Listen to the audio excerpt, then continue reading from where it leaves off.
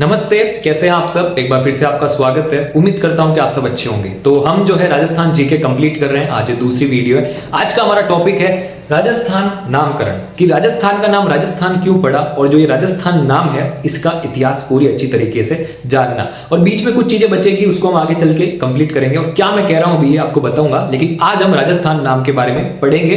क्योंकि सबसे पहले हम कोई भी चीज चालू करते हैं या किसी से मिलते भी हैं तो हम यही पूछते हैं कि तुम्हारा नाम क्या है, ठीक है ना। इंट्रोडक्शन ही पहले होता है, तो ये एक तरह से इंट्रोडक्शन ही है। और जो ये नाम होता है ना, किसी भी चीज का नाम हो, कोई बिजनेस हो, कोई देश हो, कोई राज्य हो, नाम बहुत ही इंपॉर्टेंट चीज होती है। जैसे हमारे भारत का नाम है इंडिया, इंडिया भी नाम है, भारत भी नाम है, दोनों नाम है। तो अब ये दोनों नाम की बातचीत छिड़ चुकी है, तो मैं आपको इंडिया और भारत के नाम का थोड़ा सा इतिहास बता देता हूँ। ये हमारी जीके से रिलेटेड तो नहीं है, लेकिन मैं आपको इतिहास बता देता हूँ। सबसे पहले जो हमारा भारत है आज, उस समय क्या था, बांग्लादेश, पाकिस्तान, भारत तीनों एक साथ थे और इनका नाम था ब्रिटिश इंडिया। अब ब्रिटिश यहाँ से चले गए और उन्होंने इंडिया जो थे, हिंदू मुस्लिम सेकुलर नेशन, दे दिया कि ये तुम्हारा इंडिया है और ये जो है पाकिस्तान है।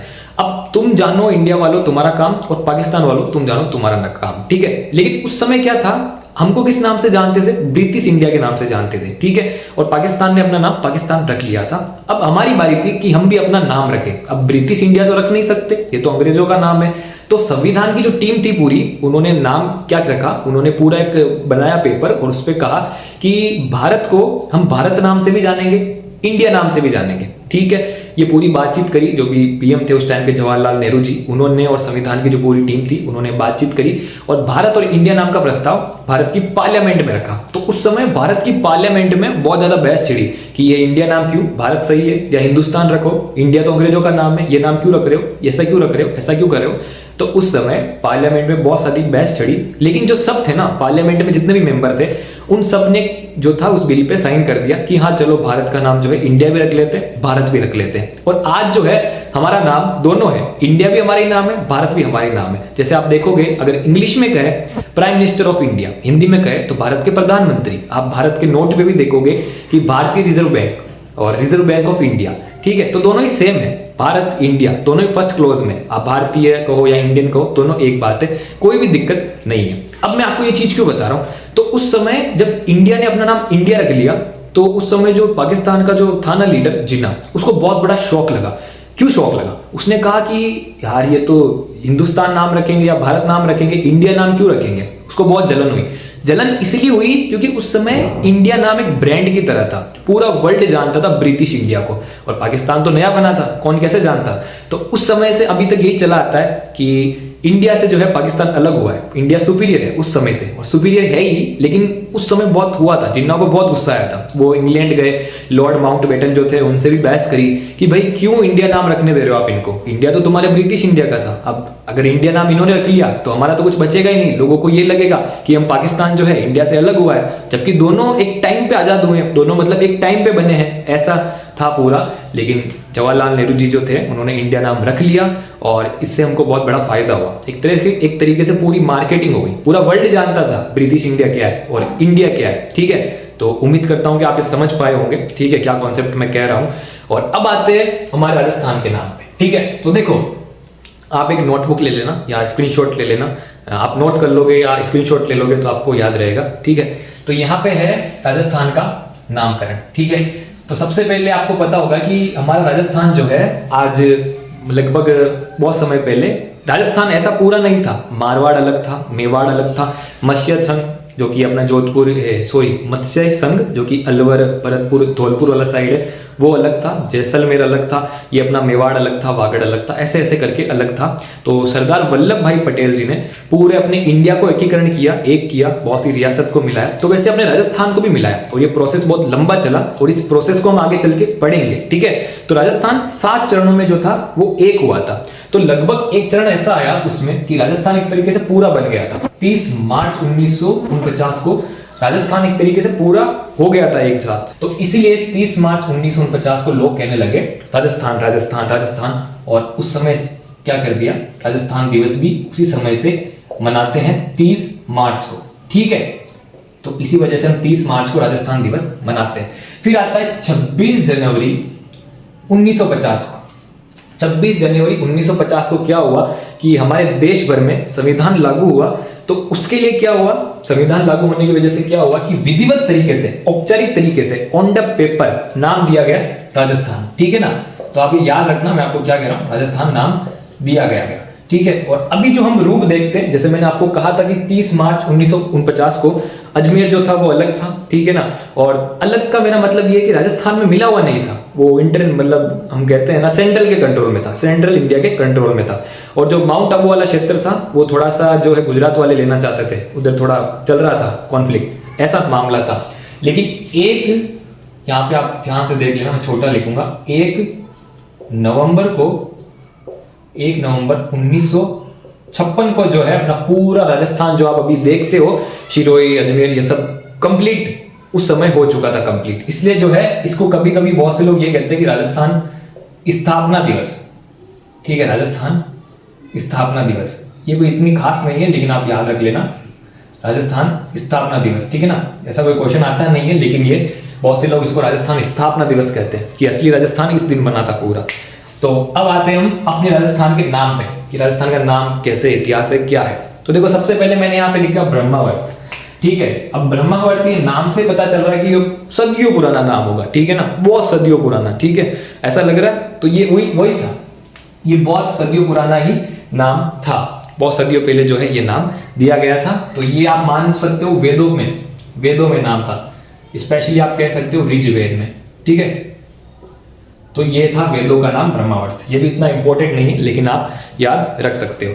फिर आते हैं हम राजस्थानादित्य पे। ठीक है, राजस्थानादित्य जो था ये पहली बार था कि जो ये राजस्थान नाम है ना वो मिला है। बाकी तो राजपूताना लोग कहते थे, राजपूत रहते वो लोग कहते थे, ऐसा बहुत सा सुना होगा, लेकिन राजस्थान पहली बार कहीं पे लिखा हुआ नाम मिलता है तो वो मिलता है राजस्थानादित्य। ठीक है, ये अलग नाम था ऐसे, राजस्थान आदित्य, पूरा ये मतलब था कि राजस्थान आदित्य, लेकिन साथ में क्या है, राजस्थानादित्य।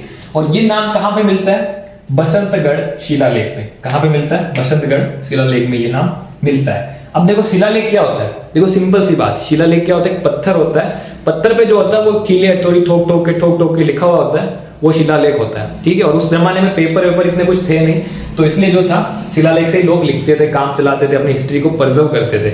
और हिस्ट्री रिकॉर्ड करने के बहुत ही कम मटेरियल होते थे, इसलिए आज हम कह सकते हैं कि हमारी, मेरे हिसाब से 10% से ज्यादा हिस्ट्री जो है अभी तक भी रिकॉर्ड नहीं है हमारी, मतलब 10% ही रिकॉर्ड है, बाकी 90% हिस्ट्री किसी को पता ही नहीं है। ठीक है, तो बसंतगढ़ शिलालेख में राजस्थानादित्य नाम मिलता है और 682 ईस्वी का ये है। ठीक है, सॉरी 682 विक्रम संवत का। ठीक है, 682 विक्रम संवत का जो है। ठीक है, और 625 ईस्वी। ठीक है, ईस्वी से क्या मतलब हो गया, ईसा मसीह, मतलब 625 जो अभी हम चल रहे हैं ना 2025 में, वो वाला टाइम, तो 625 तो हमारे 2025 वाले टाइम से मिला था। 682 अगर विक्रम संवत से आप देखो हिंदू कैलेंडर से, जो कि इससे क्या 57 वर्ष आगे चलता है, तो उस समय जो है पहली बार जो है मिला था। और जो ये लिखवाया था, करवाया था, वो किसने करवाया था, राजा वरमलात ने। ठीक है ना, वरमलात ही है, बहुत से लोग वरमलाल कह देते हैं, लेकिन राजा वरमलात ने जो है ये बसंतगढ़ शिलालेख को जो है करवाया था। कोई राजा ही करवाएगा, ठीक है, प्रजा थोड़ी ऐसे ही कर देती है कि चलो घूम रहे हैं यहाँ शिलालेख लिख देते हैं, ऐसा नहीं होता है। राजा आदेश देता है कि यार कुछ करो, हिस्ट्री को लिखो यार, आने वाली प्रजा क्या देखेगी। तो राजा वरमलात ने जो है ये लिखवाया था, और ये अपने चावड़ा वंश के शासक थे। किसके थे, चावड़ा वंश के शासक है। ठीक है, और जो ये बसंतगढ़ शिलालेख है अभी तो अपने राजपूताना म्यूजियम, जिसको राजस्थान म्यूजियम भी कहते हैं, ठीक है ना, राजपूताना म्यूजियम, ठीक है, अजमेर में पड़ा हुआ है। ठीक है, वहां पे पड़ा हुआ है ना, पत्थर था तो पत्थर को ले गए ये उठा के, वहां पे पड़ा हुआ है। लेकिन ये मिला कहाँ था, शिरोई में मिला था। ठीक है, कहाँ मिला था, शिरोई में मिला था। शिरोई में खेमली माता का मंदिर है, वहां पे मिला था। शिरोई में खेमली माता का ये मंदिर है, वहां पे मिला था। और खेमली माता के मंदिर को बहुत से लोग कहते हैं कि पहले शेमकरी माता कहते थे। ठीक है, शेमकरी माता तो अपनी राजस्थानी बोलियों में हो जाता है थोड़ा ऊपर नीचे, लेकिन खेमली माता के मंदिर शिरोई में ये मिला था। और इसमें क्या लिखा हुआ था, स्पेशली मैं आपको अगर बताऊं तो सामंत प्रथा का इसमें जो है उल्लेख मिलता है। स्पेशली क्या है, देखो राजस्थानादित्य शब्द का उल्लेख तो इसमें मिलता ही है, इसमें राजस्थानादित्य शब्द तो लिखा हुआ ही था, वो तो है ही है, लेकिन सिर्फ राजस्थानादित्य नहीं लिखा हुआ था, बहुत सारी अलग अलग चीजें भी लिखी हुई थी। तो उन चीजों में सामंत प्रथा का जो है यहाँ पर अच्छा खासा उल्लेख मिलता है कि सामंत प्रथा जो थी। अब सामंत प्रथा क्या है? देखो, सामंत प्रथा वो चीज है जैसे अपने राजस्थान के राजा है चीफ मिनिस्टर, लेकिन उनके नीचे कौन काम करते हैं? विधायक, MP, MLA जो भी है ना, ये सामंत हो जाते थे। ठीक है, राजा तो ऊपर है, राजा सरदार बिठा देता था कहीं पे कि ध्यान रखिए कर, तो उस तरह से सामंत प्रथा होती थी और सामंत प्रथा का उल्लेख मिलता है। और सामंत प्रथा में भी जो कहते हैं रज्जिल नाम का एक आदमी है, राजा टाइप का था, सरदार टाइप का, उसका एक उल्लेख मिलता है। ठीक है ना, जो कि वर्ज भट्ट का क्या था? पुत्र था। ठीक है, वर्ज भट्ट में लिख देता हूं यहाँ पे पिता है। ठीक है, तो यहाँ पर इसकी इंफॉर्मेशन ये होगी। सबसे पहले राजस्थान का शब्द कहाँ मिलता है? नाम आपको राजस्थानादित्य मिलता है, जो कि बसंतगढ़ शिलालेख में मिलता है। ये राजा वरमलात ने जो है उत्कीर्ण, मतलब उत्कीर्ण नहीं, राजा वरमलात ने जो है आदेश दिए थे, जो भी राजा लिखवाएगा ना वो है। चावड़ा वंश का ये शासक था। 682 विक्रम संवत 625 ईस्वी में जो है ये है उस टाइम का। राजपूताना म्यूजियम अजमेर, वहां पे तो ये अभी है, लेकिन पहले कहाँ पे था? मिला कहाँ पे था? शिरोई के खेमली माता मंदिर में ये मिला था। और इसमें जो उल्लेख मिलता है कि राजस्थानादित्य शब्द के अलावा क्या क्या इसमें है, तो सामंत प्रथा का बहुत अच्छा खासा इसमें उल्लेख मिलता है। और सामंत प्रथा में भी रज्जिल का नाम सामने आता है और रज्जिल जो है ब्रजभट्ट का पुत्र है। ऐसी ऐसी चीजें इसमें है। तो ये हो गया हमारा एक पहलू। अभी हम और नाम के आगे देखते हैं। अब हम आते हैं राजस्थान के और नाम पे कि बाकी नाम राजस्थान में कैसे थे, कि राजस्थान से पहले क्या नाम थे। जैसे मरुकांतार प्रदेश, वाल्मीकि जो कि रामायण लिखी थी वाल्मीकि जी ने, उन्होंने अपनी रामायण में या कहीं और पे मरुकांतार, राजस्थान वाले क्षेत्र का जो भी अपना राजस्थान वाला क्षेत्र है उसको मरुकांतार दिया। और कहते हैं मरुकांतार का मतलब वही होता है कि रेगिस्तानी प्रदेश, तो मरुकांतार नाम दिया। उसके बाद में आते हैं हम राजस्थान। तो राजस्थान अभी हमने देखा कि राजस्थानादित्य कब मिला था? जो 625 ईस्वी में, इतने पहले मिला था राजस्थानादित्य। लेकिन बिल्कुल प्योर राजस्थान शब्द जो मिलता है वो कब मिलता है? मुहनोत नेणसीरी ख्यात। कब मिलता है? मुहनोत नेणसीरी ख्यात में मिलता है। ठीक है ना, ये पूरा एक ग्रंथ है जिसको लिखा था मुहनोत नैंसी ने। और जो ये थे जोधपुर के कवि थे, दरबारी कवि थे, राजा के पास लिखकर कवियां लिखते थे। ठीक है, तो इनके बारे में हम आगे और डिटेल से जानेंगे। ठीक है, लेकिन ये लगभग आप मान लो कि राजस्थानादित्य तो बहुत पहले की बात हो जाती है, ये तो अभी ज्यादा पुरानी नहीं है, 300-400 साल पुरानी है। उसके बाद में राजरूपक नामक एक ग्रंथ है जिसको लिखा वीरभान ने। ठीक है ना, वीरभान जो लेखक है उन्होंने राजरूपक नाम का एक ग्रंथ लिखा, उसमें भी राजस्थान शब्द का उल्लेख मिलता है। और जो ये दोनों ही हैं, ये दोनों ही जोधपुर वाले थे। ठीक है ना, जोधपुर के दरबार में दोनों कवि थे, मुहनोत नैंसी भी, वीरभान भी। और इन्होंने जो अपनी लिखा है ग्रंथ, उस ग्रंथ में जो राजस्थान लिखा है वो अपने पूरे राजस्थान क्षेत्र के लिए नहीं लिखा है। इन्होंने जो है अपने, वो कहते हैं ना जोधपुर वाले क्षेत्र, रेगिस्तानी क्षेत्र, उसके लिए लिखा है। फिर आते हैं हम राजपूताना। राजपूताना शब्द का सबसे पहले उपयोग मिलता है जॉर्ज थॉमस। ठीक है ना, जॉर्ज थॉमस ने सबसे पहले राजपूताना शब्द कहा था। तो देखो कैसे कहा था, सबसे पहले तो 1800 में, सन 1800 में। ठीक है ना, 1800 सन मैंने बाद में लिख दिया। सन 1800 में जो जॉर्ज थॉमस थे वो क्या थे? सबसे पहले तो आयरलैंड से थे। ठीक है ना, कहाँ से थे ये? आयरलैंड से थे। पैदा कहाँ पे हुए थे? ये आयरलैंड में पैदा हुए थे। फिर बाद में ये ब्रिटिश सेना में आए, सैनिक बने, ये बना, धीरे धीरे ऊंची ऊंची पोस्ट पे गए। तो ये ग्वालियर साइड में किसी पोस्ट में थे। तो उस समय ये क्या कहते थे, अपना जो राजस्थान का इलाका था ना, वहां पर राजपूत शासक थे। मारवाड़ के राजा राजपूत, मेवाड़ के राजा राजपूत, वागड़ के राजा राजपूत, आमेर के राजा राजपूत, जैसलमेर के राजा राजपूत। तो ये इस साइड को कहते थे ये राजपूताना इलाका है। अपने मुंह से कहते थे राजपूताना। और धीरे धीरे बाद में जो बहुत सारे जो थे ब्रिटिश ऑफिसर वो भी राजपूताना करने लग गए थे। तो जॉर्ज थॉमस ने सन 1800 में सबसे पहले अपने मुंह से कहा था राजपूताना। ठीक है, फिर उसके बाद में क्या था, सन 1802 में इनकी मृत्यु हो गई थी, ये निपट गए थे। तो उसके बाद में इनके ये फ्रेंड थे विलियम फ्रैंकलिन। कौन थे इनके फ्रेंड? विलियम फ्रैंकलिन, जिन्होंने एक किताब लिखी थी military memoirs of mister George Thomas. आगे जॉर्ज थॉमस आ जाएगा। ये किताब लिखी थी इन्होंने 1805 ईस्वी में। ठीक है, 1805 ईस्वी में किताब लिखी थी। उस किताब में इन्होंने इनके बारे में भी लिखा था और राजपूताना शब्द का भी अपनी किताब में यूज किया था। और इस किताब को प्रकाशित करवाया था लॉर्ड वेलीजली ने। ठीक है ना, प्रकाशित किसने करवाया था? छपवाया किसने था? लॉर्ड वेलीजली ने। लिखी तो इनने थी, छपवाया इनने था। ठीक है, अब इसके बाद में आते हैं रायथन, रजवाड़ा, राजस्थान। इन तीनों शब्दों का जो है प्रयोग किया है वो हमारे प्यारे कर्नल जेम्स टॉड ने किया है, जिसको हम सब जानते ही हैं। तो कर्नल जेम्स टॉड के बारे में कल हम बिल्कुल अच्छे से देखेंगे, क्योंकि ये जो है हमारे इतिहास के बहुत ही जो है इंपॉर्टेंट किरदार है। इनके बारे में हमको अच्छे से जानना होगा। तो आज तो अभी आप यही देख लेना कि रायथन, रजवाड़ा राजस्थान कर्नल जेम्स टोड ने जो है इन शब्दों का उपयोग किया था, अपनी किताब में किया था। इसके बारे में कल हम और अच्छे से पढ़ेंगे, क्योंकि कल जो है हम पूरा कर्नल जेम्स टोड के बारे में हर एक चीज जान लेंगे, क्योंकि ये हमारे इतिहास के बहुत ही जो है इंपॉर्टेंट है, बहुत ही इंपॉर्टेंट है। इनको हमारे राजस्थान के इतिहास का जनक भी कहा जाता है, ठीक है। तो इसलिए इनके बारे में हम कल देखेंगे। बाकी रायथन, रजवाड़ा राजस्थान, कर्नल जेम्स टोड ने अपनी बुक, ये तो लिख ही लो, अनल्स, अपनी book Annals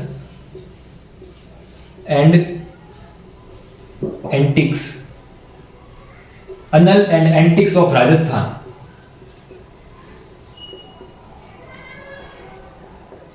Anal and antics of Rajasthan, अपनी बुक में इन्होंने जो है इन शब्दों का यूज किया था, ठीक है। और इनके बारे में कल हम और अच्छे से जानेंगे।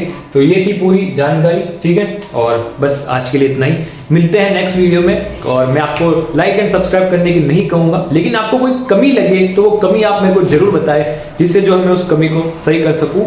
और बस आज के लिए इतना ही।